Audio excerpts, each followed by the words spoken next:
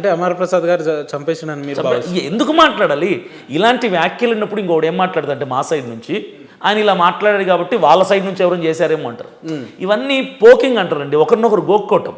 ఎవడి పని వాడు సక్రమంగా చేసుకుంటే చక్కగా ఉంటుంది. మీ పని మీరు సక్రమంగా చేస్తున్నారు? కన్ఫర్మ్గా చేస్తారు. ఏం చేస్తున్నారు మీరు? మా పని అవతల వ్యక్తులను బదనాం చేయడం చేయట్లేదే.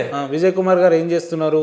పొద్దున్న లేస్తే స్క్రీన్ల మీద, లేదంటే జాన్పాల్ గారు ఏం చేస్తున్నారు? మీలాంటి వాళ్ళు ఏం చేస్తున్నారు? ఒకటండి, ఎందుకు మత విద్వేషాలు రెచ్చగొట్టే రకంగా పాస్టర్లు అందరూ మాట్లాడుతున్నారు? సిగ్నేచర్ టీవీ ముఖంగా నేను ఒకటే చెప్తున్నా, యావత్ క్రైస్తవ సమాజం అంతటికి నేను కెమెరాకి చెప్తున్నాను. నేను నా సిపిఎఫ్లో తీసుకున్నటువంటి ఫస్ట్ పాయింట్ ఏంటంటే, ఇక నుంచి డిబేట్లు ఆగిపోవాలి.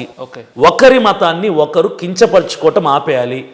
ఒకరి దేవుణ్ణి, ఒకరి దేవీ దేవతల్ని, ఒకరి గ్రంథాలని, ఒకరి నమ్మకాలని తిట్టుకోవటం, ద్వేషించుకోవటం, దూషించుకోవటం మానేయాలి.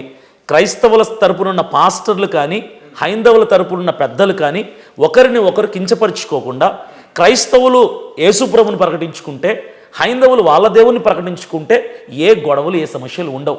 ఇది నా సిపిఎఫ్ తరపున క్రిస్టియన్ ప్రొటెక్షన్ ఫోర్స్లో నా ఎజెండాలో ఫస్ట్ పాయింట్ ఇదే. వీటి వల్లనే చాలా విద్వేషాలు, మత విద్వేషాలు రేగిపోతున్నాయి. నువ్వు అన్నావని, నేనన్నానని, మన పని అది కాదు. నాది నేను చెప్పుకుంటాను. మా నాన్న గొప్పోడు అనుకుంటే తప్పు కాదు. మీ నాన్న చెడ్డవాడంటే ప్రాబ్లం వస్తుంది. వాళ్ళ నాన్నతో అసలు నీకేం పని?